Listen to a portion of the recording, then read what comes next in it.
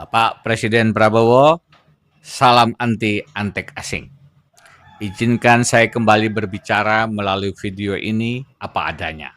Video saya sebelumnya memecat Gibran mendapatkan tanggapan luas. Ada yang setuju, ada yang gusar, ada pula yang buru-buru nyinyir mencibir. Begitulah politik.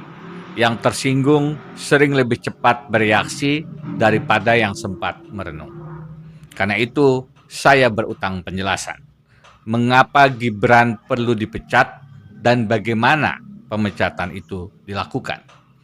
Pertama, mengapa Gibran wajib dipecat? Jawabannya mudah. Jangankan dipecat dari jabatan wakil presiden. Menurut pandangan saya, sejak awal Gibran tidak layak menjadi calon wakil presiden. Saya berpendapat, pemilu kita sudah dimanipulasi. Demokrasi, dolat rakyat, dibajak duitokrasi, dolat uang. Stefan Levitsky dan Daniel Ziblatt dalam How Democracies Die mengingatkan bahwa demokrasi sering tidak roboh oleh satu tsunami besar. Ia terkikis perlahan ketika para penjaga gerbang politik berhenti menjaga. Lalu pembengkokan aturan diterima sebagai kelaziman. Demokrasi tidak selalu dibunuh dengan tank. Kadang-kadang ia dibius dengan uang, dibedah operasi manipulasi putusan, lalu dimakamkan melalui pemilu yang pura-pura. Sedari awal, Gibran telah memanfaatkan cawe-cawe sang paman Usman dan ayah Jokowi untuk menjadi kontestan pemilu dan untuk menang. Putusan MK nomor 90, putusan dari paman Usman untuk ponakan Gibran adalah cawe-cawe nyata paling merusak dalam sejarah kepemiluan Indonesia. Putusan itu meluluh lantakkan wibawa Mahkamah Konstitusi. Maka memberhentikan Gibran sebagai wakil presiden bukan hanya perlu, tetapi wajib. Sebagai penebusan dosa kolektif bangsa yang kita lakukan bersama-sama. Bagaimana cara memecat Gibran? Pertama, secara yuridis tentu prosesnya tidak mudah. Jalannya berliku. Pendapat atau pendakwaan politik di DPR. Penuntutan dan putusan hukum di Mahkamah Konstitusi. Kemudian putusan politik akhir di MPR. Kedua, secara politis matematis prosesnya justru lebih mudah. Dengan koalisi pendukung pemerintah yang menguasai nyaris seluruh kekuatan di DPR, pendakwaan politik seharusnya dapat lolos mulus.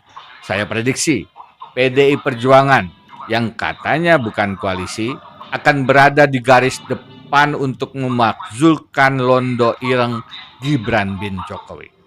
Persoalan terbesar justru yang ketiga, etis politis. Wajar jika Bapak Presiden Prabowo merasa tidak etis memberhentikan Gibran karena merasa berutang kemenangan dan kursi presiden kepada Jokowi. Kita tentu masih ingat teriakan lantang Bapak, "Hidup Jokowi!" Bapak Presiden, dalam pandangan saya, tidak ada utang etika kepada orang yang merusak moral bernegara.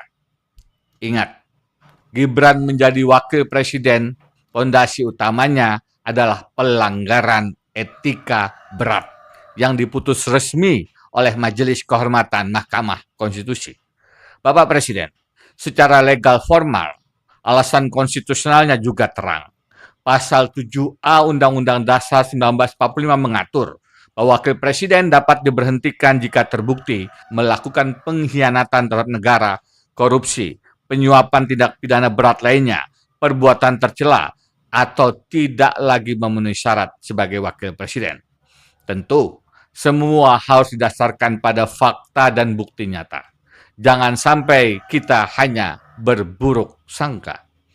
Semua wajib melalui proses hukum yang adil dan profesional. Pertanyaannya tinggal satu, beranikah kita memulainya? Seringkali persoalannya bukan tidak mampu, unable, tetapi tidak mau, unwilling. Sekarang, sebagai nahkoda bangsa, arah kapal negara berada di tangan Bapak Presiden Prabowo. Saya tetap berpandangan membiarkan wakil presiden yang minim kapasitas intelektual dan wibawa bernegara adalah dosa bersama yang harus segera dihentikan. Membiarkan wakil presiden raka bukan hanya masalah bagi presiden, tetapi juga malapetaka bagi bangsa. Ingat, Pak Prabowo, Londo Ireng biasanya tidak jauh. Ia dekat, mengintai, dan siap menikam dalam diam. Musuh dalam selimut politik sering bukan orang asing yang jauh di seberang. Ia tidak jarang adalah pasangan yang tak lagi seiring sejalan.